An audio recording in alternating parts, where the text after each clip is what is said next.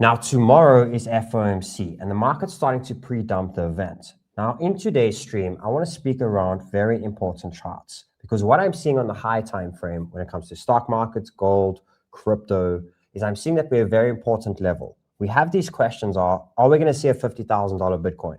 Are we going to see stock markets correct 20% from where we are now? We are sitting at the levels of, if it's going to happen very soon. And if we're going to break new highs and Bitcoin's going to bounce and push up to 70, 80,000, it's going to happen very soon. So this FOMC is super important to pay attention to. And I want to give you guys the important charts of warning you on a bullish and bearish scenario of where I'm seeing the action and where I'm seeing the opportunities. I'm Sheldon. Welcome to Sniper Trading. Smash up the like, subscribe up. Let's go.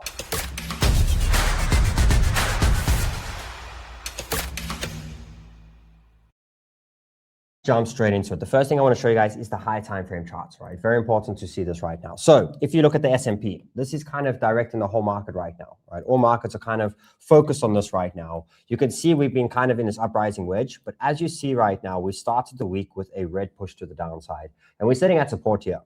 Now, if you zoom out, you can see that there's two basic lines here, right? The first line is this support that we're at, indicating support, indicating we lose this, we're going to see a strong push down to the next major supports. And the break of the high on top here, or the trend line, indicates new highs, right? As it stands, we are sitting here tight, which means that something's going to happen. If a bounce is going to happen, buying power is going to come in very soon at this level. And if we're going to dump and lose this level, right, I am seeing a push down to this 200-day moving average and these areas over here of these previous highs, right, which does indicate easily up to a 6% move. Now, not only that, there is a possibility of us actually coming down and testing, right, this key trend line over here. And this could result in us being here over the next few weeks of up to a 8 to 10% move to the downside.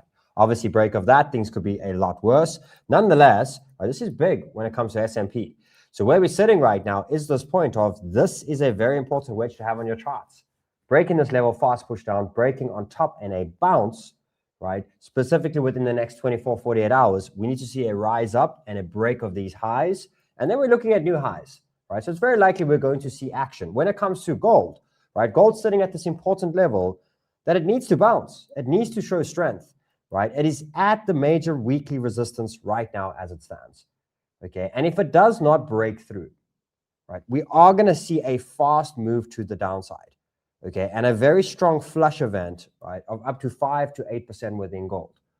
Okay, but on the other side, if we see buying power come up and we see a push to the upside again, and we need a news event, we need a catalyst to come into play. FOMC is very likely to be that catalyst, right? A breakthrough this area of these highs here, and we could see gold rising up anywhere between 10 and 15%, right? So there's opportunities for longs on this side, okay, and there's opportunities for shorts to the downside too. But it's important to pay attention and not allowing this move to catch you off guard. Okay, now for a sec, I do want to speak around the FOMC. Very likely that if we see no changes, right, in interest rates, very likely the market's going to be choppy for a few hours, but very likely we're still going to have the possibility of a bullish scenario, right? I do think that bull momentum will happen off that type of news, right? If we obviously talk hike and things like that, that's the bad scenario, right? That is really where we start to come down. So it's very likely we're going to see not much of a change, but it's very important to see the dot plot after, right? What is the conversations of after? Because that's also very likely to play a very big role on how we see a strong reaction, okay? When it comes to oil, this is a big chart, right? This is a chart that's really, we need to pay attention to. Now, oil had a strong push up. So we did see a correction in the markets last few days, okay? And now, specifically the last 3 days, we've seen oil drop down. Oil is coming down to the 200-day moving average, right? And it's coming down to this big support. And if it loses the support, it's pushing down, if not really pushing to the downside, right? So again, a make or break moment of, is oil going to bounce up to these areas, right? And are we going to see an oil rise push to the upside, right? Big day tomorrow, very, very, very big day. And obviously DIX is another important one. Okay, the dollar index is sitting right at resistance.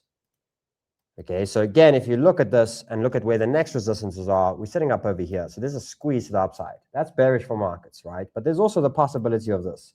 So yes, we're sitting in that, we're going to pump and dump type of thing, but it's easy for you to prepare yourself, right, and actually catch the move, specifically after FOMC. So one thing I do want to pay attention to is when I'm looking to place bets on news events, right, I kind of look at let the event happen, let the move happen, and then I look for stability, and then I look. So I want to see bullishness, relax, and that's where I'm going to catch my opportunities to be, bullish and take bullish trades. If I'm short, I'm looking for the opportunity of drop, stabilize, and do that type of play. But nonetheless, why I'm saying this is so important is because weekly entries are very important. Weekly entries are the best entries you get in the market, right? Something where you can kind of place a bet and be patient to just sit back and make money, right? So we're at that point of high time frame views. Now, what does this mean for the Bitcoin chart, right? So again, on high time frame here, to show you guys on Bitcoin high, I think high time frame is very important to keep yourself calm right now through all of the choppiness that we are seeing at the stage. But this is where Bitcoin is sitting at right now. Right, we're sitting at this area where we're still at the major Fibonacci point, right? And very likely that if we hold this, we're looking for lows here, guys. The other scenario is coming down to these areas of 40,000, right? And that comes on something going very bad and us losing these lows. But if we decide to hold over the next few weeks, and the time frame that I have seen here is anywhere between the next 60 days. That if Bitcoin can hold 58,000 for the next 68 days, it's very likely we do break to the upside and actually approach the 100,000 again. Okay, but if not, the danger signs are sitting in this area over here. Now, I do want to quickly move on to ETH, because ETH for me is the play here. I've been taking a lot of spot buys and long-term buys on ETH, right? ETH is starting to break trends that are 12 months old, right? Not only that, we've seen a decrease of Ethereum dominance, right, for a long time, but ETH's on the verge of breaking the 200-day, and very similar to how we saw this over here, where we actually saw an opportunity of ETH outgrowing the altcoin market and Bitcoin market by up to 50%. Right, we're at that point now of not only do I see a good possible Bitcoin future over the next few months, but if ETH can outperform, right, that's really good. So we've just broken the 200-day. We've just broken a long trend to the downside. This is the dominance. Ethereum to Bitcoin, right, is at the same point of breaking the trend line and breaking the 200-day moving average. Right, Ethereum to Bitcoin has been coming down for a long time, right, and we could easily see, right, a push up to these areas over here, which is outgrowth up to 100% of Bitcoin. So the Ethereum chart itself that I want to show you guys here on the high time frame, right, looks like this. So let's jump in. Here we go. We are sitting at the bottom of this huge channel, right? We're at this big channel where ETH's been playing between $1,000 and up to $4,000, and we're sitting right at the bottom. So the indications of having Bitcoin backing, dominance backing, and now us sitting at these big supports, just highlighting, I think there's a big opportunity. Now, let's jump into what I see the plays happening in the next 24 hours. So we are sitting in this wedge. On the 4-hour chart, this is what you're seeing, right? That's why we bounced. We literally hit these supports. So it's basically meaning, okay, that if we look at this now, temporary support sitting at 63,000, a loss of this, okay, we're looking for two bounce areas, one at 61,000, one at 59,000. Something like that on if there's two areas of where we can bounce. This is for the higher low scenario, right? It is something where I'll drag a trend line down once I see these highs coming to play. Okay, but that's bad, right? Again, kind of a hike, something like that. Maybe we have a bad reaction on, even just keeping things as it is, but this will be your warning sign, right? This over here. When things can turn bullish, because I do have a feeling at any point, bullishness can come out of nowhere, right? Pay attention to these top trends, because from here, we are looking at a push up to 72,000 at any point. Now, this chart is indicating, okay, that there's a bit of time. FOMC can change that though when news events come into play, but this is choppy. So for me, I'm only making true decisions once one of these trends are broken down. Okay, as it stands right now, there's still a right to be bullish. Okay, but if we start to lose this trend, start to turn bearish and look for bounce areas in this area over here. Right, and to be honest, I'm not even looking for trades until I see a clear trend. I'm actually just buying long term. Right, anything that dips back down to major supports again, long-term opportunities that I'm seeing. This for me is urgency line. If I see a break here, that's an urgency line for me to get into trades.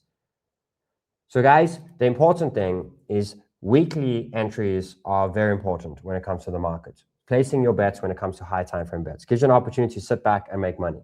Right? We're at the point where we're at weekly resistances and supports, which means very likely this is going to give us direction for the next couple of weeks. So it gives us an opportunity to play roles and actually be able to place bets on that or place trades on that view.